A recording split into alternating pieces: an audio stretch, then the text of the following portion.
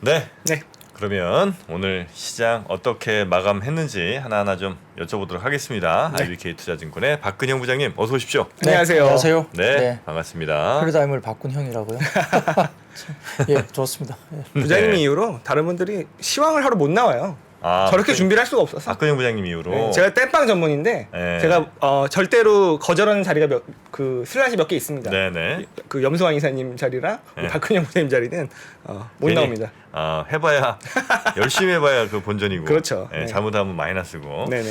우리 저 증시에서 요즘 이제 1, 2월이 조금 괜찮잖아요, 사실. 네네. 작년에 비해서. 네. 우리 고객분들도 많이 만나시니까 네. 어떻게 좀 분위기가 좀 요즘 어떻습니까? 고객분들 어라어라 하시죠. 어라어라. 네, 근데 어라어라장. 네, 네. 이게 강세장의 그 특징이 음. 빠질 것 같은데 안 빠지는 거고요. 에헤. 작년은 그렇죠. 이쯤 되면 올라올 것 같은데 계속 빠지잖아요. 네. 근데 올해는 어떻습니까? 아. 빠질 때 됐는데 안 빠져. 그게 강세장이 아닌가 싶습니다. 그게 강세장이군요. 네. 네. 여기 좀 더 이어지면 참 좋겠는데. 이런 이제 의심 뭐 이런 것들을 타고 이제 사실은 장은 올라가는 거죠. 걱정의 벽을 타고 올라가야죠. 자, 오늘 걱정의 벽 타고 올라갔는지 전체적으로 장 한번 정리해 주실까요? 네. 네. 네, 한국 증시는 연준 주요 인사의 매파적 발언도 있었고요. 어제 뭐 AI 관련된 일단 이슈가 좀 있었기 때문에 이건 나중에 말씀드리겠습니다만 네. 그와 관련된 실망감 영향 때문에 위험자산 선호가 약간 약화되면서 하락 출발을 했습니다. 코스피는 한 13포인트 정도 하락을 하면서 시작했고요. 외국인들은 현물 수급 부재 속에 기관이 선물만 매수 출발하는 그런 모습까지 보였습니다. 오전에 업종별로는 비금속 광물이나 통신업, 기계, 화학, 철강 등의 바이든 대통령의 미국 공급망 재편 정책인 바이 아메리카 재언급을 하면서 글로벌 인프라 투자 관련된 전통 가치주 업종들이 강세를 보였고요. 서비스업이나 전기전자, 증권 등 성장주의 약세는 특징이었습니다. 오전 10시 40분 정도를 지나면서 외국인이 제한적이나마 양시장 현물 순매수로 전환하면서 코스피 코스닥 플러스 전환이 이루어졌는데 특히 코스닥은 에코프로 그룹이라든지 LNF 등의 거의 급등 양상이 또 그러게요. 나타났습니다. 오늘도요? 네, 오늘 그렇습니다. 엄청 셌어요. 예. 에코프로 친구들. 예, 그래서 코스피 대비 아. 상대적으로 이제 코스닥이 좀 강세였고요. 빠른 순환매 흐름도 특징이었는데 소프트웨어나 금융업종 순매도 반면 반도체, 화학 등은 순매 수입이 들어왔습니다. 코스피는 금융투자 중심으로 기관 순매도세가 계속적으로 나오는 가운데 2,480포인트 선에서 공방이 계속 이루어졌고 장 초반 2,460선까지 하락한 이후에 아랫거리를 달면서 오들면서 삼성전자가 상승 전환을 시도했고 여타 기술주들도 낙폭을 축소하는 과정에서 코스피도 하락폭이 많아야되는 모습이 있습니다. 외국인 수급 그리고 2차 전지와 대형 IT가 지수를 계속 버티게 지탱하고 있고요. 그 환경 속에서 아주 강력한 종목 장세가 계속적으로 돌아가면서 진행되고 있는 모습입니다. 수급으로 좀 보자면 1월과 2월 최근까지 외국인 순매수 강도를 좀 가져와 봤는데 표를 네. 좀 화면으로 보여주시면 2월 8일까지 데이터가 업데이트였고 일부 국가는 7일까지 정도 포함인데요. 이 보시면 한국하고 대만이 외국인들이 엄청나게 사고 있죠. 이 녹색이 이제 1월 달이고요. 그 다음에 조금 검은색 쪽이 이제 2월 현재까지인데 대부분 인도, 인도네시아, 태국 순매수는 시가총액 대비 강하지 않는 반면에 네. 한국과 대만은 1월, 2월 굉장히 강하게 순매수가 들어오고 있죠. 그리고 브라질 같은 경우도 괜찮았는데 아마 중국 리오프닝 관련된 수혜 기대감을 브라질 쪽이 좀 받는 것 같습니다. 그렇겠죠. 다음 표를 보여주시면 이게 어떤 이야기를 하는 표인가 하면 네. 위쪽으로 올라가면 갈수록 이제 최근에 미국장 대비 이제 EM이 어떻게 강한가 이를 보여주는 표인데요. 위쪽으로 쫙 솟아져 있지 않습니까? 이게 보면 결국 그 연초 수익률을 봤을 때는 미국장 대비 EM 쪽이 상당히 앞서고 있다. 그러니까 US가 아닌 넌 US 쪽에서 선진국 증시의 흐름보다는 지금 이쪽에서 EM 쪽에서 상당히 아웃퍼폼을 하고 있다는 거죠. 이걸 보여주는 표입니다. 그 중에서도 이제 한국 대만을 뭐, 많이 산다는 얘기는 그렇죠. IT에 대한 베팅이죠. 그럴 수도 있고요. 또 국내도 역시 수급이 들어오면서 삼성전자를 포함한 이쪽도 많이 샀기 때문에 그 영향도 있다 볼 수도 있겠습니다. 그리고 아까 그 보여주신 표가 이제 S&P 500 대비니까 또 사실 또 S&P 500 대비 나스닥이 좋잖아요. 네. 그러게 좀 IT에 대한 베팅들이 아닌가 이런 생각이 드네요. 네. 야, 이 시장이 오늘 이제 막 방금 말씀해 주신 에코프로 프렌드들 살짝 네. 좀 봤는데 와, 무섭게 올랐네. 10%막 이렇게 그러니까. 올랐네. 한 일주일 사이에 한 80% 정도 가까이. 일주일 사이에? 네, 거의 그 정도. 아우 진짜 야, 부러워 죽겠다. 아니 진짜. 에코프로는 에코프로 BM 있고 에코프로 있고 에코프로 HN 있죠. 이제 맞나요? 에코프로가 이제 뭐 회사 이렇게 지수사 비슷하게 이제 생각하시면 될 것 같고요. 에코프로가? 네네. 좀 이따 제가 설명을 드리겠습니다. 그러시겠습니까? 기다리겠습니다. 네. 네. 여튼 뭐 그런 부분들 때문에 이제 분위기가 상당히 좋았는데요. 네. 아까 말씀드린 것처럼 업종별로는 포스코 케미칼도 급등하면서 비금속 광물이 강세였고 중국 소비나 화장품 관련된 쪽에 부각이 되면서 뭐 아모레퍼시픽이나 LG생활건강도 장중에 2%대 상승 보였고요. 그다음에 철강, 금속, 기계도 강세였습니다. 반면에 금융업이 역시 부진했는데 신한지주나 KB금융 등의 금융지주사 약세가 뚜렷했고 이게 아마 공공재 비슷한 뭐 이런 이야기들이 좀 아직도 영향을 미치는 것 같습니다. 네. AI 산업이 역시 부각되면서 강세를 보였던 뭐 카카오나 네이버가 상승폭을 좀 반납하면서 약간 부진한 모습이 보이긴 했습니다. 코스닥도 하락 출발했지만 외국인 순매수 힘입어서 상승 전에 성공했고요. 업종별로는 일반 전기전자, IT 부품, 화학 등 강세를 보였고 시총 상에 따라서 에코프로 BM, LNF 등의 2차 전지 소재주가 급등세였고 야. 반면 소프트웨어나 통신 방송 서비스는 약세를 보였습니다. 나노신 소재 17.8%. 갖고 계셨었잖아요 예전에. 지금은 당연히 없을 거라고 생각하고요. 17.8%? 하여튼 보는 눈은 있어요. 네. 와, 시기가 안 맞아서 그렇지. 17. 아니 무슨 일이 있었는지는 이따 다시 네, 아마 제가 좀 얘기해 이따 주실 거라고 말씀드릴게요. 생각하고요. 네, 네. 일단 섹터 하나하나 좀 가보겠습니다. 네. 네, 뭐 튀르키예 강진 여파 때문에 건설기계 관련주가 관심을 좀 받았습니다. 뭐 이게 사망자가 너무 많이 나와서 좀 마음이 그러게 안 말이에요. 좋은데요. 이 뭐 동영상 이렇게 돌아다니는 것들 좀 보니까 그냥 폭삭 건물들이 내려앉아가지고 아우 참 굉장히 좀 네네. 마음이 좀 안타깝습니다. 그래서 이번에 지진 사망자가 10만 명을 넘길 확률을 미국 지질조사국에서 14% 정도로 추정을 하고 10만 있고요. 명이요? 사망자가 10,000명에서 10만 명 정도 수준일 가능성은 30% 그리고 1,000명에서 10,000명 수준은 35% 이미 정도 10,000명 남았는데 넘었으니까요. 상당히 많이 이제 사망자가 나오고 있는 상황입니다. 그 경제적 피해 역시 GDP 대비 한 6% 정도가 이게 마이너스로 이제 꺾일 걸로 이렇게 보는 것 아이고야. 같고요. 그래서 상당히 지금 그 여파가 생각보다 큰데요. 이 지진이 발생한 지역의 뭐 주민 상당수가 상당히 지진에 취약한 구조물에 거주돼 있고, 그 다음에 그 터키 에르도안 대통령은 이제 이렇게 이제 큰 재난에 준비되어 있기는 불가능하다는 입장을 했기 때문에 네. 구조작업 지연이라든지 지난 20년간 징수한 지진세, 이 불분명한 용처라든지 속절없이 무너진 건물들의 부실 공사 정황 등을 놓고 이제 국민의 이 불만이 아주 고조되고 있습니다. 그래서 튀르키예 이쪽에 관련된 부분들이 상당히 좀 문제가 있는 걸로 보이는데 네.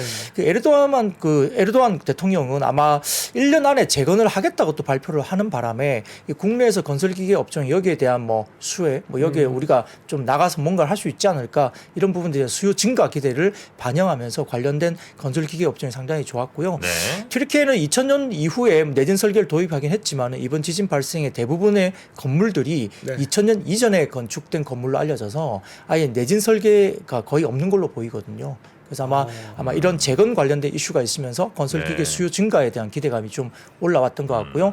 현대 에버다임이나 뭐 두산 밥캣, 뭐 흥국 해인, 현대 건설기계 등이 좋았는데 두산 밥캣도 뭐 실적도 괜찮아서 뭐 같이 긍정적으로 보였던 것 같습니다. 네. 그리고 이제 2000년 이전의 건물이야 이제 내진 설계가 안 돼 있고 2000년 이후는 돼 있다고는 하는데 사실 2000년 이후에 진 건물들 가운데도 네. 이게 이제 약간 신도시 같이 이렇게 좀 개발된 측면이 좀 있대요. 근데 이제 그 굉장히 급하게 좀 지어서 사실은 내진 설계도 제대로 안 된 건물이 그러니까 새 건물이라도 네.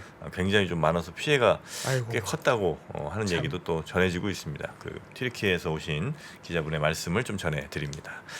자, 신하 씨요?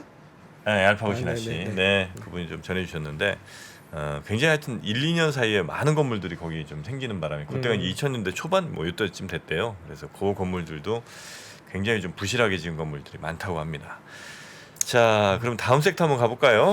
네, 뭐 중국 리오프닝 재개 기대감에 역시 오늘은 좀 이제 카지노 업종이 또 주목을 받았고요. 이쪽 관련된 말씀 좀 드리겠습니다. 이제 오나요 이제? 예, 뭐 언론에 따르면은 정부가 오는 10일 혹은 뭐 다음 주 중에 중앙재난안전대책본부 회의를 열고 중국인 단기비자 발급 중단 조치를 조금 당겨서 해제하는 방안을 논의할 것으로 알려졌기 때문에 네. 아마 2월 중에는 아마 이 부분들이 조금 해제가 되면서 다소 이제 중국과의 교류 관계에 대해서 조금 물꼬를 틀 것으로 보이는 것 같습니다. 그래서 중국의 리오프닝 재개 기대감이 이제 외국인 카지노 관련주의 상승을 좀 이끌었다 볼 수 있는데요. 네네. 뭐 여러 가지 부분에서는 최근에 일본의 국제선 회복이라든지 입국 절차 개선 때문에 일본 VIP들 방문이 굉장히 굉장히 좋았습니다. 그래서 실제 연말에 그 일본 관련된 VIP 관련된 드랍액 같은 경우가 네. 굉장히 많이 올라온 걸로 보이는데요. 여기다가 오용훈 제주도지사가 전일 싱하이밍 그 주한 중국 대사를 만나서 중국 관광객 단체 여행이 재개될 수 있도록 협조를 뭐 당부했다 이렇게 좀 알려지면서 약간의 좀 이렇게 분위기도 좀 조성을 한 것 같습니다.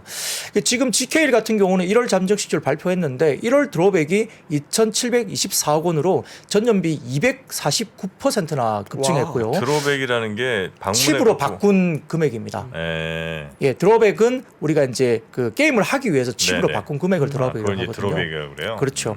그래서 지금 1월 GKL 방문객이 51,116명, 전년비 116.8% 증가했다 볼 수 있겠고요. 와. 지속적으로 방문객, 드랍액, 매출액도 모두 호두세입니다.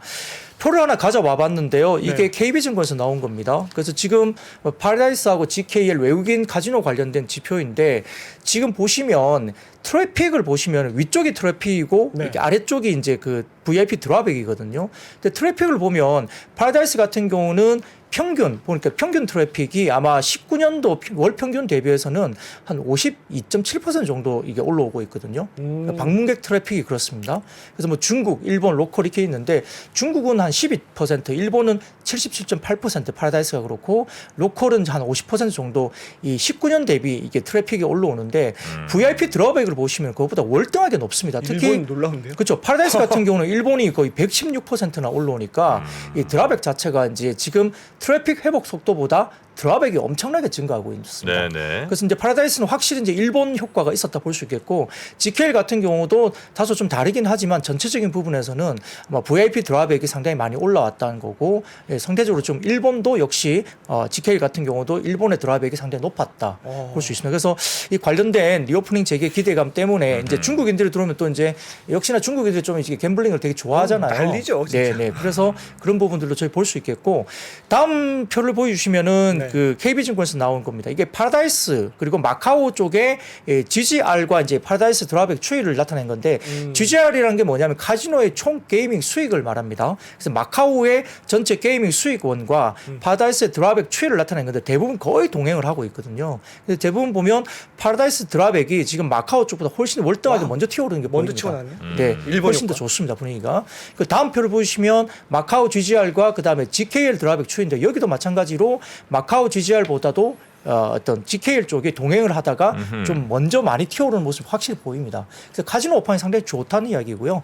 여기에 따라서 카지노주도 괜찮았지만 실제 그 카지노 모니터를 하는 네네. 이런 쪽도 굉장히 좋았었고요. 그와 관련된 종목들이 뭐 토비스라든지 그다음에 오늘은 조금 쉬었지만 코텍 이런 종목들도 조금 최근에 흐름이 굉장히 좋다 이렇게 볼 수 있습니다. 네. 와, 이게 어쨌든 우리가 한 90년대까지 우리나라 카지노를 먹여 살린 거는 일본인 관광객들. 이었죠. 뭐 VIP들이나 이런 네. 게. 그러다가 2000년대 되면서 중국으로. 중국인들 온 건데 이 상황에서 중국인들 들어오면 사실 난리가 나서 그럴 수 있을 것 같고. 아 그래요. 또 필리핀 다녀오셨잖아요. 필리핀. 네. 얼마 전에 뭐 방문했습니다. 차무식 씨 만나고 오셨어요? 차무식 씨는 카지노에 계신 분이시죠? 네네. 카지노 방문을 하지 않았습니다. 아 그렇습니까? 네. 네네. 정말 무식하시네. 아니 그 저 미국에도 왜 카지노 관련주들이 좀 있잖아요. 네, 있죠. 그쪽은 분위기가 어떻습니까? 지금 그 어쨌든 카지노 중국 리오프닝으로 보는 건 홍콩에 상장돼 있는 예, 뭐 예. 센즈 차이나나 이런 기업들이 이제 움직이는데 음. 거기도 난리죠 이미. 아 거기도 이미 예, 난리예요? 이미 먼저 이게 근데 이제 사실 중국 리오프닝이 부장님한테 여쭤보고 싶은 게 우리나라 기업들도 그렇고 중국의 기업들도 많이 올랐어요 먼저. 근데 이제 쏟아지겠죠. 근데 조정이 안 나왔거든. 조정 받으면 사라 그러는데 애널리스트들도 조정 안 나올까요? 그래서 뭐 지금 일부 이제 뭐 항공주라든지 이런 것 같은 뭐 종목들은 네. 지금 최근에 리포트가 약간 좀 비싸다는 리포트도 나오잖아요. 네. 기대감 때문에 먼저 올랐고 일부 이제 종목은 24년 기준으로도 뭐 3, 40배 정도의 PR이 와 있다. 그러니까 올해가 아니고 내년 기준으로 보더라도 그러면 이제 약간 비싸다는 밸류에 대한 이슈가 분명히 나올 것 같고요. 분기 단위로 실적이 당장 나오는 것이 아니고 삼성증권의 추정치를 지난번에 말씀드린 적이 있지만 뭐 올해는 한 200만 명 그리고 내년 정도에는 베스트 800만 명 정도까지로 보는데 와우. 2019년도에는 한 600만 명 정도 들어왔었으니까 그때보다도 많이 들어온다 보지만 뭐 그 기점을 보더라도 일부 종목은 좀 아직은 비싼 종목이 꽤 있죠. 네. 꽤 미리 선제적으로 올랐기 때문에 그래서 그런 것들은 밸류에이션 플레이 하긴 좀 쉽지는 않다라고 보이는데 카지노는 어쨌든 작년부터 해서 뭐 굉장히 좀 연말부터 4분기부터 좋아졌고요. 네. 밸류가 일부 이제 뭐 항공주나 여행주처럼 아주 비싸지는 않은 종목도 아직은 있기 때문에 조금 밸류에이션 부분에서는 조금 그래도 덜 부담스럽다 이렇게 볼 수는 있습니다. 네. 그 리오프닝 관련해서 뭐 또 중국 소비 주식들도 괜찮았죠? 네, 맞습니다. 그래서 지금 유한타증권에서 보고서가 나왔는데요. 지금 표를 하나 띄워주시면 바로 보입니다. 네. 그 제가 최근에 이제 잠재적인 그 중국 가계 저축성 예금에 대한 이슈를 말씀드렸는데 작년 연간 한 해 초과 저축액이 제가 1,000조 정도 된다고 말씀드렸잖아요. 네. 이게 이 표가 뭐냐면 중국인들의 저축에 대한 추이를 나타내는데 이게 점선 부분이 코로나 이전부터 해서 추세가 이렇게 올라가는 부분인데 짙은 이 파란색의 점선이 그 추세보다 훨씬 더 높게 올라가고 있잖아요. 그만큼 이제 저축액이 엄청나게 늘어났다는 걸 보여주는 표입니다. 그래서 평균치를 아주 상회하는 저축액이 쌓여 있다는 거고 네. 그 부분이 지금 추정하기로는 전년에 한 해 초과 저축액이 1,000조 정도 된다고 보는 겁니다. 그래서 유한타증권이 그걸 이제 설명하고 있고요. 여기에 따라서 중국 소비 관련 대표 업종인 화장품이나 의료업종, 호텔 레저 업종의 주가 상황을 상당히 주목해야 된다라고 유한타증권 리포트를 썼습니다. 그래서 이런 부분들 때문에 이야기가 좀 됐고 다음 표를 보여주시면 유한타증권 쪽에서 이제 이야기를 하는 건데 중국인 관광객 입국자 증가가 되면 그 국면에서 과거를 보면 호텔 레저 업종에 대한 코스피 대비 상대 강도가 굉장히 높게 나타났던 역사적인 흐름을 보여준다는 거죠. 그래서 중국인 관광객 입국자 수에 따라서 이렇게 호텔 레저 업종에 대한 주가의 흐름이 상당히 좀 연동해서 올라왔다. 그리고 코스피 대비 상대 강도인데 그 굉장히 세게 나왔다는 거거든요. 그래서 이런 거 보자면 아마 중국인들이 결국은 인바운드가 들어올 텐데 그에 대한 영향을 가지고 주식을 봐야 된다 이야기를 하는 것 같고요. 전체적으로 지금 뭐 일부 화장품이라든지 일부 뭐 중국 소비 관련주가 올라갔는데 전체적으로 다 끌어올리는 건 아닙니다. 그런 부분들이 좀 조심을 해야 된다 볼 수 있겠고요. 그다음에 제가 지난번에도 이제 아모레퍼시픽과 LG생활건강도 같은 브랜드지만, 그러니까 네. 브랜드를 가지고 있는 큰 회사지만 네. 약간 희비가 엇갈렸다 볼 수 있잖아요. 예를 들어서 뭐 LG생활건강은 그 면세점 쪽에 약간 약화가 되면서 좀 시장이 안 좋았고 아모레퍼시픽은 면세점보다 아웃퍼폼하면서 주가 좋았다. 이게 최근의 흐름인데, 그러니까 개별 종목 단으로 변수가 있기 때문에 좀 차별화되고 있다 보이는 거고요. 다음 사진을 보여주시면 블룸버그 쪽의 어떤 사진인데요. 지금 네. 중국 코로나19 사망자 관련해서 1월 초에 정점 대비 98%나 하락했다. 그러니까 거의 이제 끝났네, 중국도 끝났어. 사망자가 거의 이제 어느 정도 마무리 국면으로 접어든다는 블룸버그 통신도 나왔습니다. 그러다 보니까 중국 쪽의 코로나 사태가 어느 정도 이제는 수면 위로 그렇게 많이 떠오르지 것 같지 않고 실질적으로 이제 얼마나 많이 나가느냐 이런 부분이고, 제가 어젠가 그젠가 말씀드렸지만 중국 단체 관광 허용을 하면서 해외 쪽 단체 관광을 했는데 첫날에 68만 명인가 나갔다고 말씀드렸잖아요. 네. 근데 코로나 이전에 하루 평균이 한 40만 명대 중반 정도 나갔다고 하니까 첫날 68명 나갔으니까 엄청나게 많이 나간 거죠. 그러니까 일단 중국인들이 돈을 들고 해외 쪽으로 나간다는 모습은 국내에도 어쨌든 뭐 소비 부분에서는 긍정적인 효과가 분명히 있을 수 있다 볼 수 있습니다. 네. 자, 그리고 요즘 제일 핫한 인공지능 뭐 챗봇 네. 이쪽은 어땠습니까? 표를 하나 띄워주시면 이게 네. 그 어제 논란이 됐던 이야기입니다. 이게 뭐냐면은 구글이 이제 프랑스 파리에서 AI 기술과 관련돼서 검색 기능 관련된 부분들을 이거 뭐 읽으라고 주신 이벤트를 거예요? 개최하면서 예. 아니 이렇게 아니 뭐 이 정도는 읽으실 수 아니 있잖아요. 보여야 읽지 뭐 어떻게 뭐 읽고? 확대를 해주시겠습니까? 아니 뭐 예, 좀 읽어주세요 우리 저 부장님께서. 네, 그걸 이제 제가 설명을 드리는데 이 네. 보면 원문을 읽어드립니다. 원문은 이제 제가 해석을 해드리겠습니다. JWST라는 게 뭐냐면은 이게 제임스 웹 우주 망원경이라는 건데요. 제임스 웹. 예, 네. 예. 제임스 웹 우주 망원경의 그 새로운 발견에 대해서 9살 아이에게 어떻게 말해줄 수 있을까요?라고 질문을 한 겁니다. 그래서 답변은 그 제임스 웹 우주 망원경이 태양계 외부 행성을 최초로 촬영했다라고 답변했습니다. 그래서 여기에 중요한 것은 밑줄 그으시는 게 very first picture 이 부분이 틀린 답변이에요.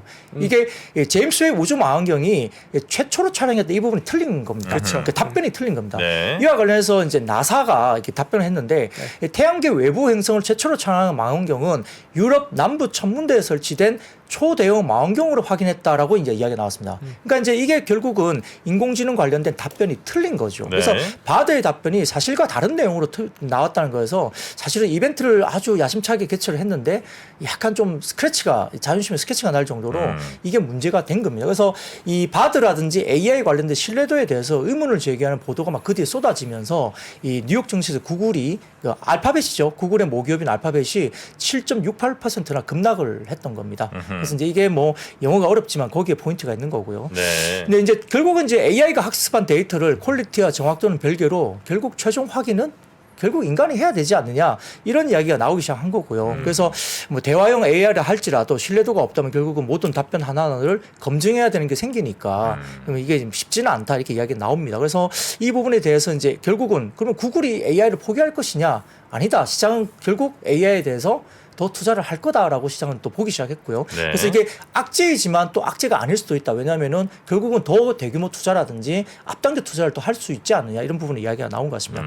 다음 사진을 보여주시면 전 세계 클라우드 시장 점유율 탑5인데요. 여기 보시면은 자 아마존이 1위, 그다음에 마이크로소프트 애저가 2위, 그다음에 구글이 3위거든요. 네. 구글 입장에서는 상당히 마이크로소프트 애저를 따라가야 되는 입장인데 이렇게 문제가 생기다 보니까 구글이 좀 더 강화된 투자라든지 좀 더 빠른 투자를 할 수도 있다라는 분석을 또 내는 것도 있습니다. 그래서 아까 말씀드렸던 그 구글의 이슈 때문에 일부 종목들, 그러니까 뭐 비트나인, 플리토, 바이브 컴퍼니, 유엔젤 등에 관련된 오브젠, 설트록스, 가오미디어 등등 이런 종목들은 좀 빠지기도 했습니다만 오히려 또 하나의 또 이벤트가 나왔습니다. 뭐냐면 다음 표를 보여주시면 이 알리바바, 중국의 알리바바의 챗 GPT를 겨냥한 네. 기술 내부 시험 소식이 또 나왔습니다. 그러다 보니까 이게 그 중국 관련된 기술 관련된 내부의 어떤 그 화면을 보여준 캡처 영상인데요. 이게 보면 무슨 말이냐면 대화 내용 좀 알려주시죠. 대화 내용은 네. 야, 그 이제 농구를 좋아하냐라고 이제 그 챗봇이 물어본 거죠. 사람이 물어본 거죠, 예, 이건. 사람이 농구를 좋아하니 그리고 물어봤더니 챗봇이 아니 나는 농구 안 좋아해. 나는 그냥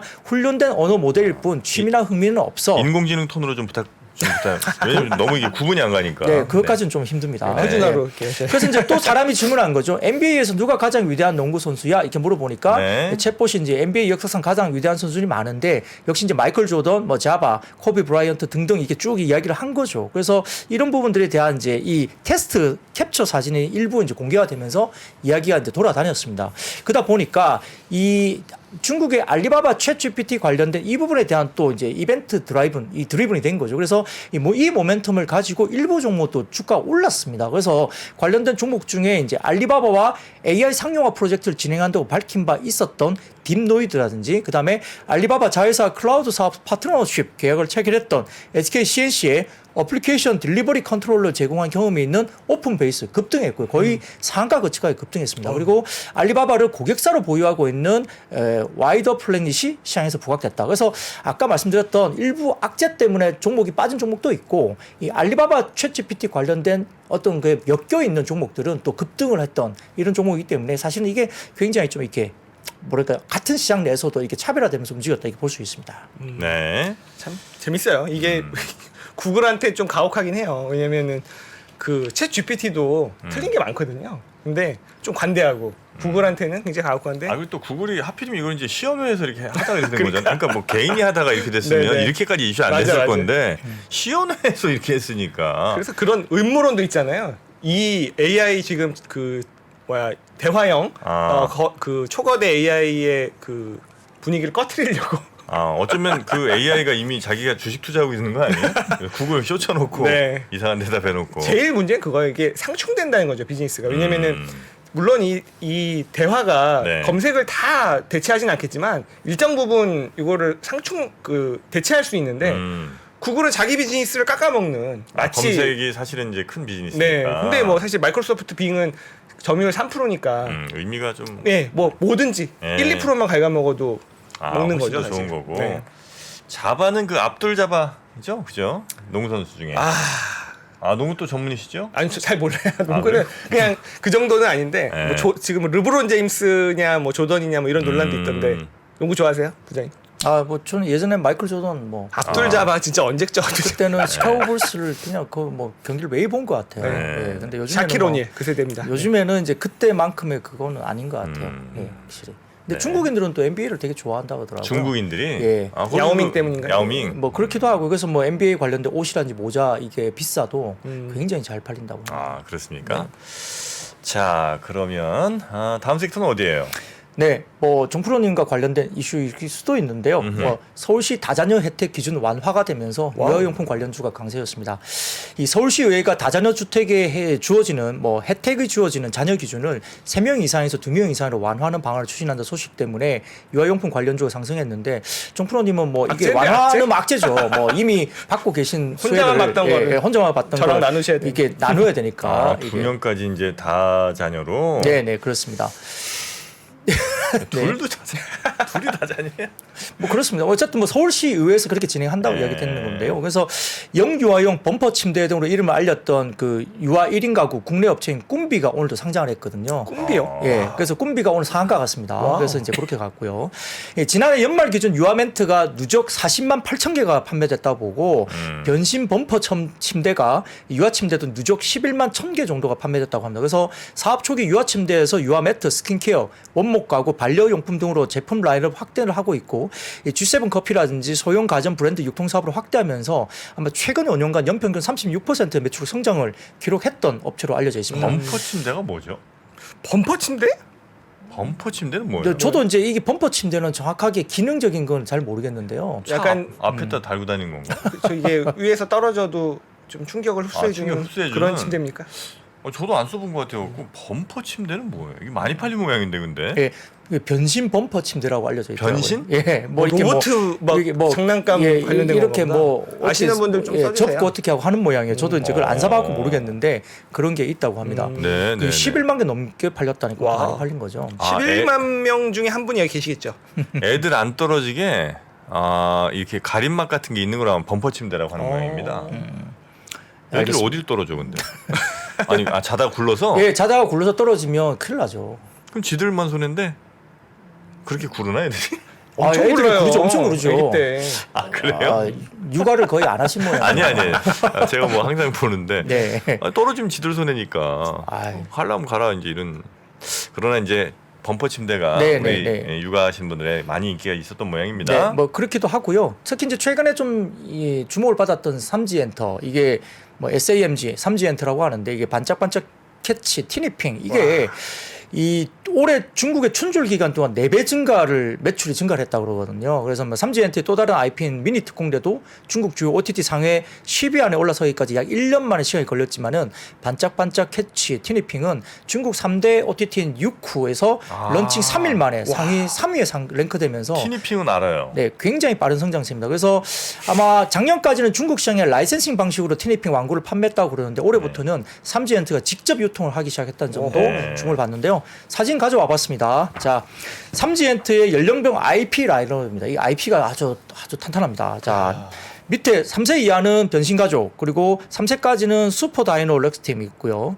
한 6세, 7세까지는 미니 특공대와 캐치 티니핑, 그리고 한 8세까지는 메탈 카드봇이 있고요. 그다음에 이제 14세, 18세까지는 이제 뭐 룰루팝인가요? 뭐 이렇게 그런 게 있다고 합니다. 네. 그래서 이게 IP가 다양하게 있는데 다음 표를 보시면 이 삼지엔터의 IP별 활동 신규 런칭 계획인데 올해도 역시 이제 아주 다양한 런칭이 시즌제로 들어오면서 캐치 티니핑이 역시나 이제 시즌제로 들어옵니다. 그래서 저희가 등골이 아주 휘게 생겼습니다. 이 티니핑이 근데 네. 네. 모르시죠 두 분은 잘 몰라요. 이만큼 육아를 안 했다는 거예요. 저희는 딸이 없어서요. 이거 딸만 봅니까? 아들도 보죠. 아니 저는 이제 그냥 중학생이라 저런 거. 네. 아니 뭐 애들만 봅니까? 중학생도 보죠. 네. 근데 티니핑이 제가 네. 보다가 매우 이상한 걸 발견. 요즘 아이들의 어떤 선호가 이상하게 바뀌나 생각을 살짝 했는데 네. 네. 티니핑 혹시 유튜브에서 뭐 보신 분들은 아시겠습니다만 그 노래가 있어요. 티니핑 티니핑 뭐 티니핑 캐치 뭐 이런 게 있거든요. 네. 근데 그 노래가 굉장히 희한합니다. 이게 되게 힘없이 불러요. 그러니까 힘없이 부른다는 게 그냥 가수가 힘이 빠져서 이게 아니고 네. 의도적으로 테니칭 피니칭 키니칭 캐치 이렇게 부르거든요. 약간 소울리스좌 느낌인가요? 그래서 나는 이게 약간 무슨 목 아프신 분이 불렀나 맨 처음에는. 그래서 이상하게 생각했는데 아이들이 그거에 굉장히 반응을 강하게 하더라고요. 그래서 이제 좀 트렌드가 그냥 뭐 노래를 잘 부르고 이런 게 아니고 뭔가 하여튼 이상한 거에 아니면 이제 그 마스크 영향일 수도 저는 있다고 보거든요. 마스크 하면 우리가 이제 조금 이제 웅얼웅얼하게 되잖아요. 네. 그런 걸 일부러 노린 거. 그래서 그거에 더 익숙한 아이들에게 어필하고 있는 건 아닌가 하는 그런 의혹까지도 제가 지금 갖고 네. 있습니다. 티니핑 노래 한번 들어보시면 굉장히 독특합니다. 아 그래요. 근데 네. 이 티니핑이 진짜 인기라는 거는 느끼는 게요. 제 후배 중에 입만 열면 거짓말하는 친구가 있는데 별명이 구라핑이에요. 그래서 김승희 선생한테 맨날 혼납니다. 입만 열면 어른들도 다 아시는. 그러니까요. 네. 그 정도로 이제 많이 보편화됐다는 거죠. 가장 무서운 핑은 시진핑이죠. 근데 중국에서는 아하. 핑자를 안 붙이고 판매하기 때문에 중국에서는 네. 시진핑 때문에 예, 큰일 나죠, 뭐 진짜. 그것 때문에 그런지 모르겠지만 핑이라는 단어를 붙이지 않고 다른 이름으로 판매되고 있습니다. 다 핑으로 끝나는데 얘네들. 네, 근데 중국에서 제품명은 핑으로 붙지 않습니다. 발음이 핑이 안 됩니다. 그래요. 네. 뭐 여튼 뭐 거기 떠나서 마지막으로 이제 다음 사진을 좀 띄워주시면 이 3G의 이제 매출액 추이 전망인데 보시면은 확실히 국내도 많이 떴지만 해외 쪽도 많이 벌어지고 있고요. IP별 매출액 추이 보면 역시나 이제 두 번째 빨갛게 보이는 쪽이 이제 캐치 티니핑의 매출 단이 확실하게 와우. 엄청나게 튀어오른 게 보이거든요. 티니핑 우리나라 거예요? 그러니까 3G가 지금 주가가 난리잖아요. 3G? 예, 회사 이름이 3G예요? 네. SAMG, 예, 3G, 3G 엔터, SAMG 엔터. 그래요. 주가 난리 네, 난리 네. 진짜. 미니 특공대는 저희 이제 둘째도 이제 한참 샀거든요. 이게 뭐, 예, 맞아, 뭐 맞아. 로봇 해가지고 또 변신도 하고 이렇게 막 미니 같이 특공대. 3개, 4개 이렇게 막 이렇게 같이 합체도 하고 하는데. 애들 노래 부를 때 이걸 샀어야 돼. 예, 3G를. 예. 미니 특공대 이게 맞아. 노래가 있습니다. 맞아요. 그렇죠. 예. 그래서 그게 상당히 저도 이제 와닿는데요. 네. 예, 티니핑은 저는 딸이 없어서 네. 일단 뭐 한 번도 경험을 못 해봤습니다만 이게 정말 비싸고 캐릭터가 엄청나게 많기 때문에 다 사야 된다 하더라고요. 네네네. 네, 그렇습니다. 자, 티니핑. 그다음에 이제 제약주 좀 가봅니까? 네, 뭐 한미 약품 관련된 종목이 이제 오늘 굉장히 좋았습니다. 실적 네. 바닥 관련 확인 기대감이 있으면서 모처럼 이제 좀 많이 튀어오르고 이제 좀 많이 올랐습니다. 오늘 같은 경우. 그래서 이 4분기 실적은 컨센서스에 부합했지만은 아마 1분기에 북경 한미 수익성 회복이랑 영업 활동 재개 때문에 최근 중국 감기약 수요 폭증 수에도 기대할 만하다 이렇게 이야기되는 것 같고 아마 원래도 1분기하고 4분기가 계절적으로 성수기라고 합니다. 그래서 북경 한미의 분기 사상 최대 매출도 이번 1분기에 좀 기대할 만하다 이렇게 이야기가 돌아다니는 것 같고요. 그다음에 이제 여러 가지 부분에서는 뭐 기술료 수익도 이렇게 이야기가 좀 되는 것 같고 그다음에 두 번째로는 파이프라인 관련된 불확실성이 좀 낮아지고 있다 이야기되고 있는데 아마 자체 개발 중인 뭐 뇌시 쪽에 뭐 그다음에 치료제 후보 물질 관련해서도 아마 임상 2비상 이게 순항 중에 있다 이야기되고 있는 것 같습니다. 그리고 세 번째로는 뭐 여러 가지 뭐 영업 가치보다 파이프라인 가치 이런 것들도 지금 이야기되면서 최근에 뭐 주가가 조금 올라오긴 했지만 여전히 영업 가치를 하회하는 상황이라고 평가되면서 밸류에이션 부분도 이야기되고 있고 1분기 시작으로 호실적이 되면서 아마 2분기 중에 듀얼 트리플 관련된 모멘텀이 부각된다면 뭐 파이프라인 가치 상승도 가능성이 있다라고 이야기되는 것 같고요. 그다음에 이제 뭐 CMO 계약도 가능할까 이야기되는데 현재 평택 쪽의 바이오 플랜트에서는 롤베돈 DS를 생산하고 있다고 합니다. 근데 이게 풀캐파를 채울 수 있는 수준이 아니기 때문에 한때 이제 공장 매각설도 시장에서 이야기 돌았었던 존재였는데요. 결국은 이번에 4분기 실적 컨퍼런스 콜을 통해서 매각을 하지 않고 추가적인 CDMO 계약을 통한 가동률 상승 방법을 모색하고 있다 이렇게 언급이 되면서 결국은 이제 추가적인 CMO 계약이 좀 있는 거 아니냐 이런 이야기가 돌면서 한미약품 관련된 종목이 좀 좋았다 볼 수 있습니다. 있으면 네. 좋겠네요. 이게 그동안 제약주들이 너무 제약이 많았어요. 이제 좀 갔으면 좋겠습니다. 제약주 제약 많았다. 네. 네. 바이오주는 바이바이가 많았고요. 네. 네. 사는 겁니까 안녕입니까? 샀다가 안녕을 많이 했습니다. 네. 그 바이오 제약 쪽이 이제 지난 한 2, 3년 굉장히 힘들었잖아요. 너무 힘들죠. 이제는 좀 갈 때 안 됐습니까? 시장 분위기는 어쨌든 네. 이렇게 금리가 떨어지면서 네. 성장주 기술주 쪽으로 가면 네. 한번 옵니다. 그게 언제 오냐는 거지. 오는 것 같긴 한데. 금리가 좀 더 떨어져야 되나? 제약 바이오는 진짜 너무 나를 괴롭히니까. 네. 금리는 비싸니까 은리로 하고 있습니다. 오늘 정말 드립의 지금 향연입니다. 오늘 잠시 후에 아마 저 문홍쇼 파트장 올 텐데요. 네. 그분도 이런 욕심이 굉장히 많은 그래요? 분이거든요. 네, 두 분 한번 오늘 네. 끝도 없이 한번 좀 제대로 대화 한번. 네, 좋습니다. 펼쳐보겠습니다. 자, 그러면 우리 장희성 지점장님 좋아하시는 테슬라. 너무 좋아요. 테슬라 어떻게 됐습니까? 네, 뭐 간밤 증시에서 테슬라가 어떻게 된 게 아니라 테슬라 네. 관련주들이죠. 네. 뭐 2차 전지 섹터 이제 지금 이야기 드릴 건데요. 아하. 간밤에 테슬라가 201달러 정도까지 올라왔으니까 거의 더블 정도 왔죠. 그러니까요. 네, 그러니까 101달러에서. 다 뭐 테슬라 죽는다, 뭐 12월에 뭐 더 빠진다. 뭐 101달러까지 이렇게 갔어요? 네. 네. 와. 장중에. 뭐 일부 이제 뭐 $80 이 정도까지도 빠질 거다 뭐 이야기들이 되게 많이 돌았었는데 네. 벌써 이제 얼마 안 돼서 거의 더블이 났죠. 주가가 $201 수준입니다. 그래서 이런 부분도 있고요. 그다음 다음 사진 좀 보여주시면 테슬라가 1월 달에 중국 생산 자동차 판매량이 66,051대 정도로서 상당히 견조하게 나왔습니다. 이런 부분들도 최근에 이제 어떤 테슬라의 어떤 부분에 대해서 가격 인하 이후에 수요는 견조하다 확인을 해줬고요. 더군다나 이제 뭐 자넷 옐런 재무장관의 LG 에너지 솔루션과 제너럴 모터스의 합작 배터리 업체인 얼티엄 셀즈의 테네시주 이 공장 방문한 것으로 알려지면서 이것도 이제 약간의 어떤 뉴스 정도 플로가 된 것 같습니다. 근데 문제는 제가 보기에는 그것보다는 오늘 에코프로나 뭐 이런 쪽이 많이 올랐던 게 네. 사실 좀 수급적인 이슈도 있었다고 보고 수급적 MSCI. 이슈. 네네네 그런 부분도 있고요. 아. 그다음에 또 일부에서는 또 이제 외국인들을 끌어당기는 게 약간 그 MSCI 그 편입 관련된 네. 이슈로 선제적으로 좀 사고 있다 말도 있고 뭐 확인은 안 됩니다. 뭐 대규모 수주가 좀 나오는 거 아니냐라는 약간 그런 이야기들도 이제 확인 안 된 이야기들도 사실 돌 정도로 약간 대규모 수수료? 수주. 수주. 예. 아. 포스코 케미칼이 이번에 뭐 40조짜리를 터뜨렸는데 이게 에코프로도 뭔가 있는 거 아니야? 뭐 이렇게 이야기 계속적으로 이제 너무 많이 오르니까요. 뭐 이게 거의 일주일 만에 거의 한 80% 정도까지 주가가 뜨니까 이 시가총액이 큰 종목이 이렇게 뜨니까 사람들이 약간 이제 그런 쪽으로 포커싱을 맞췄지만 확인은 안 됐습니다. 에코프로는 뭐 하는 회사예요? 에코프로는. 에코프로가 이제- BM이 이제 그 양극재죠. 맞아. 네네네. 예. 제가 사진 보여주시면 띄워주시죠. 네네. 이 에코프로가 이 회사를 다 갖고 있다고 해서 보면 될 것 같아요. 에코프로 머티리얼즈, 뭐 에코프로 이노베이션, 뭐 에코프로 BM, 뭐 이렇게 CNG 다 갖고 있죠. CNG는 뭐 리사이클, 폐배터리 쪽이고요. 네. 머티리얼즈 전구체, 그다음에 이노베이션은 리튬, 뭐 그다음 BM은 양극재 이런 것들 다 하는 거죠. 네. 그러니까 이제 네, 그게 네. 이제 에코프로로 이제 하나로 이제 이야기 되는 겁니다. 그 밑에 있다는 거예요. 에코프로 밑에. 양극재에 들어가는 재료들을 또 그 모회사들이 다 이렇게 공급을 하는 네네.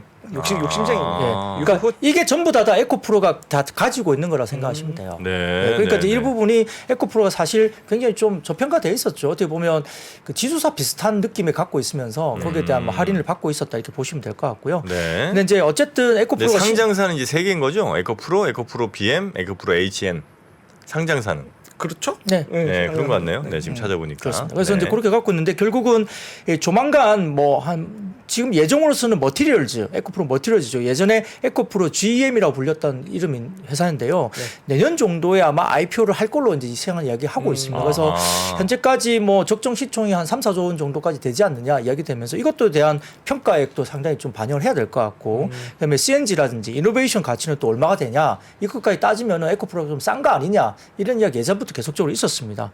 근데 문제는 수급적인 이슈인데 이 대차장고 비율이 이 최근에 보면은 뭐 그 일주일 전까지 보면 에코프로 BM이 뭐 10.9% 대차장고가 LMF가 12.7% 에코프로가 7.1% 정도 대차장고 비율이 있었는데 네. 최근에 이제 일주일 전 대비 이제 어제 기준인가 뭐 그럴 겁니다. 대차장고 일주일 전 대비로 보면 에코프로 BM이 마이너스 2.5%가 빠졌고요. 그러니까 오호. 대차장고를 갚았다는 거고 네. 쇼커버를 했던 뭘 갚았던 거고 NF도 마이너스 1.7% 갚았고 그다음에 에코프로도 마이너스 0.5% 대부분 다 갚고 있는 상태거든요. 그러니까 주가가 너무 오르다 보니까 아마 쇼커버가 나오고 있지 않느냐 이렇게 나옵니다. 그리고 지난번에 한번 제가 가져왔던 표인데 좀 띄워주시면 이게 이지스 리서치에서 이제 정리했던 표인데요. 2월 7일 기준으로 코스닥 공매도 잔고 상위 10종목인데 거기에 LNF하고 에코프로 BM이 보이시죠? 네네. 그러니까 코스닥 공매도 잔고 추이의 상위권에 있습니다. 이게 주가가 급등하다 보니까 이게 쇼커버를 해야 되는 거고요.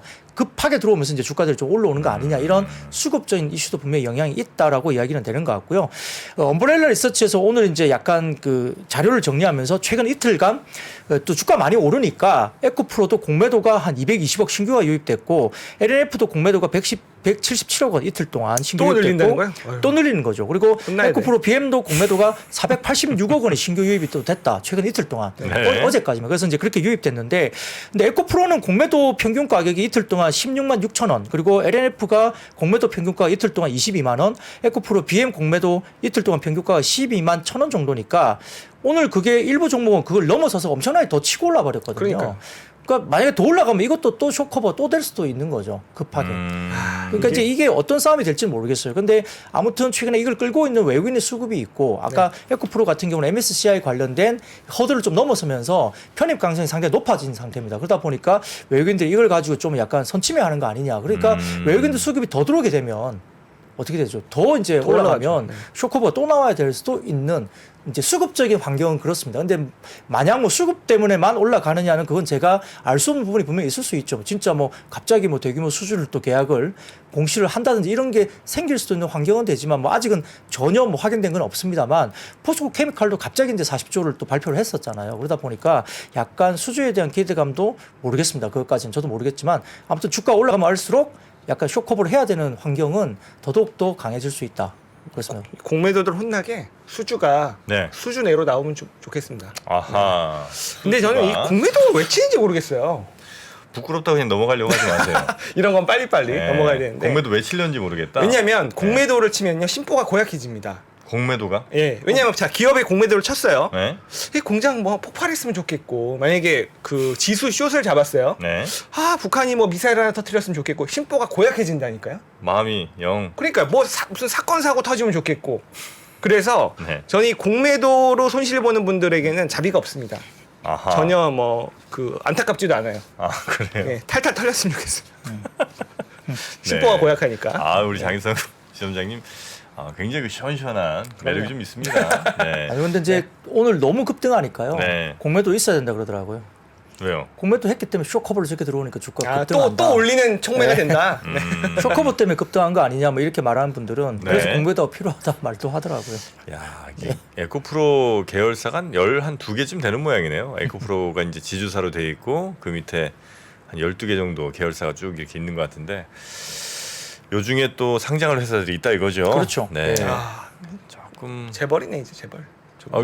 지금 현재 이 시총 합치면 10대 그룹 안에 들어갈 정도가 된대요, 지금 에코가. 야, 네. 대단합니다. 네. 자, 다음 섹터도 한번 볼까요? 네, 그래서 아까 뭐 나노신수 잠깐 말씀을 주셨는데요. 사실은 최근에 보면 나노신수하고 뭐 대주전자재로 상당히 좋고요. 나노신수도 좋은데 이게 왜 그러냐면 2차 전지 관련된 배터리 개발 과정에서 지금 이제 CNT 도전제가 이제 이슈가 되는 겁니다.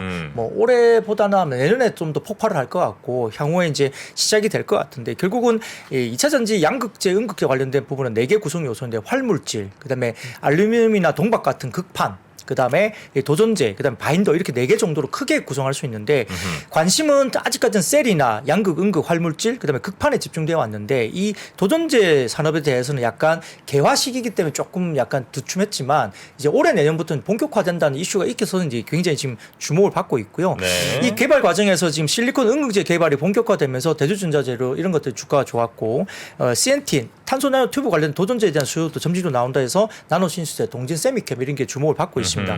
전기도 그다음에 열 전도도 뭐 인장 강도가 높다 때문에 CNT가 특성에 따라서 차세대 배터리에 CNT 도전제가 많이 이제 될 거다 이렇게 본격화된다 이렇게 보는 상황인데요. 네. 이게 이제 주행거리 향상이나 충전 시간 단축, 그다음에 팽창하는 이슈 이런 것들을 이게 여러 가지 부분에서 좀 잡아준다 볼 수 있습니다. 그래서 이 CNT 도전제는 기존에 이제 카본 블랙을 갖고 이제 썼는데 네. 이게 CNT로 도전제가 바뀌면서 전도도를 높게 보유하고 있고 그다음 도전제 사용량을 줄임으로써 활물질 사용 비중이 높아지니까 에너지 밀도도 개선되니까 상당히 좀 효율성을 높이는 그런 중요한 소재로 보입니다. 여기에 따라서 뭐 나노 신소재 이런 것들이 이야기되는데요. 네. 나노 신소재는 국내에서 유일하게 양극재용과 음극재용 CNT 도전제를 모두 생산합니다. 와. 특히 이제 음극재용은 국내에서 유일하기 때문에 두 개 다를 다 같이 하는 유일한 회사로 볼 수 있으니까 나노 신소재가 좀 주목을 받는 것 같습니다. 이렇게 좋은 회사를 왜 보냈을까요? 네. 자, 보냈기 아쉬운- 때문에 또 좋은 회사가 됐죠. 네. 자, 우리 저 PD님, 저 자막 넘기지 마시고요. 요 자막이 이제 이번에 들어가면 됩니다. 금기어 아니에요, 금기어.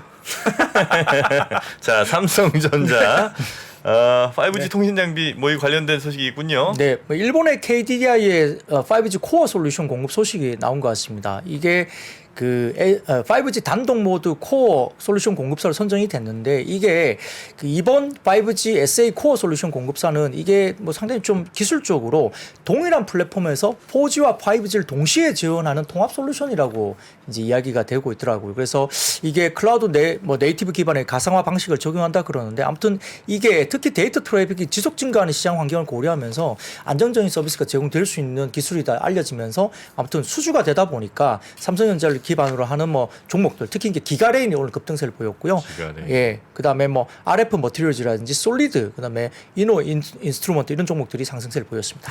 아니 5G 하면 원래 가야 될 친구들 있는데 다 빼놓고 가네. 야, 옛날엔 이 친구들이 아니었거든요. 그쵸. 5G 하면. 말씀드렸던 그 네. 뭐 KMW는 이제 실적 턴어라운드가 제일 늦은 축에 속할 것이다.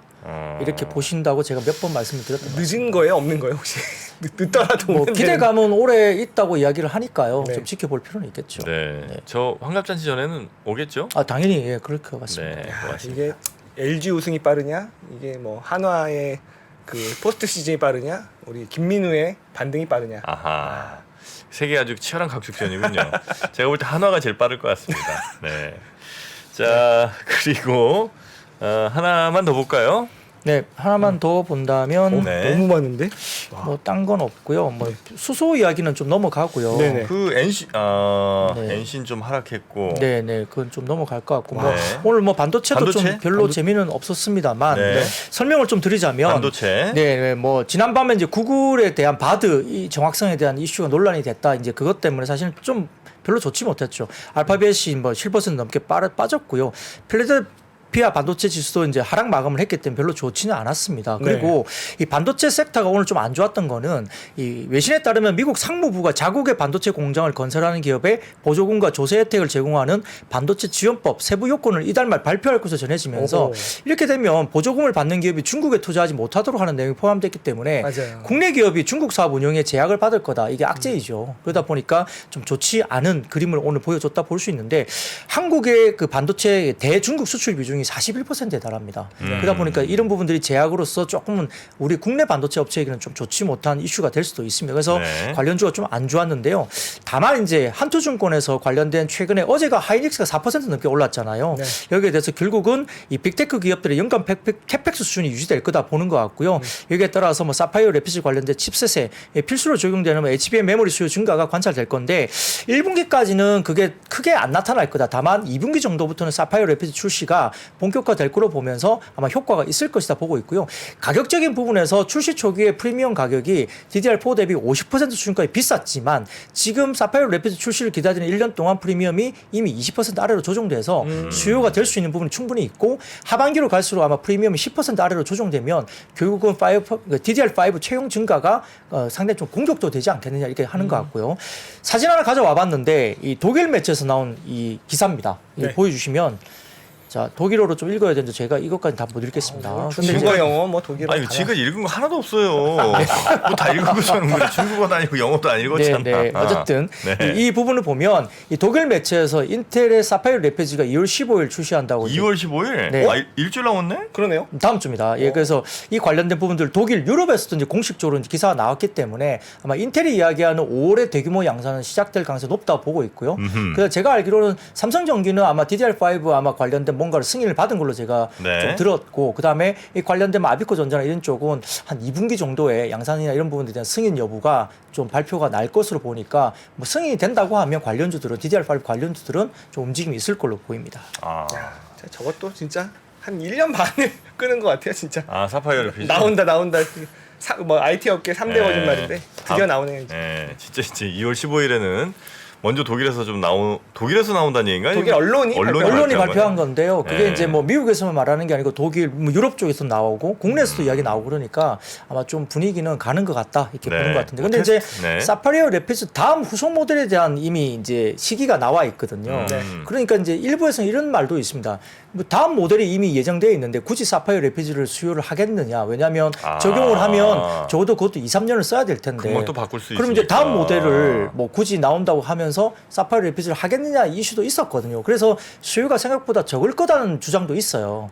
그거에 대한 답은 간단합니다. 그 다음 모델도요. 인텔이 한 늦게 2년 나오겠죠. 지각할 거예요. 예, 그럴 수도 있죠. 예. 그러니까 이게 맞다. 네. 사파이어 래피즈. 해야 돼요. 그리고 이제 지금 일부 하이퍼스케일러들이 공식적으로 컨퍼런스 콜에서 네. 사파이어 래피즈를 채용했다라고 이제 발표를 했기 때문에 그런 부분이 확정되면서 이야기가 나왔으니까 생각보다 수요가 뭐 안 될 거야 그거는 너무 좀 앞서서 기호를 좀 가지고는 아닌가 싶습니다. 네. 자, 이렇게 사파이어 래피즈 얘기까지 오늘 반도체 관련해서 전해드렸고요. 박근영 부장님과 함께 정말 자료 너무 충실하지 않습니까? 아니 이거를 다 못했어요. 그러니까 1시간 됐는데 아니 오늘 하루 있었던 일을 다 조사해 오신 것 같아요. 이 세상에 있었던 모든 일을. 정말 대단하십니다. 네, 이런 것도 하나하나 사실 우리가 이거 일일이 찾아다니려면 아우 이게 바로 챗 GPT죠. 우리가 구글링을 해서 예. 10시간 걸릴 거를 예. 1시간으로 만들어 주시는 거예요. 예. 사실 이 내용들이 다 우리 3프로 TV 앱에서 실시간으로 장중에 다 나가고 있는 우리 또 박근영 부장님 아시나요? 네. 네, 그게 뭐 실제 그게 뭐 가치가 있는 거죠. 근 GPT가 챗 GPT를 앞서고 있다. 그럼요. 네, 좀 대단하십니다. 앞으로도 계속해서 좀 피곤하시더라도 좀 더 노력해 주시고요. 내일도 뵙겠습니다. 네, 내일 뵙겠습니다. 대단히 고맙습니다. 네, 고맙습니다. 감사합니다. 장 시작 전부터 종료까지 쏟아지는 수많은 뉴스와 정보들. 이 중에서 어떤 것이 투자에 정말 도움이 되는 정보일까요? 3프로의 증시 셔터맨 박근영 마스터가 직접 정보를 선별하고 투자의 힌트를 드립니다. 시간도 아끼고 투자 아이디어도 얻는 시간, 박근영 부장의 마켓 힌트와 함께 하세요. 자세한 사항은 3프로 TV 앱과 홈페이지를 확인하세요.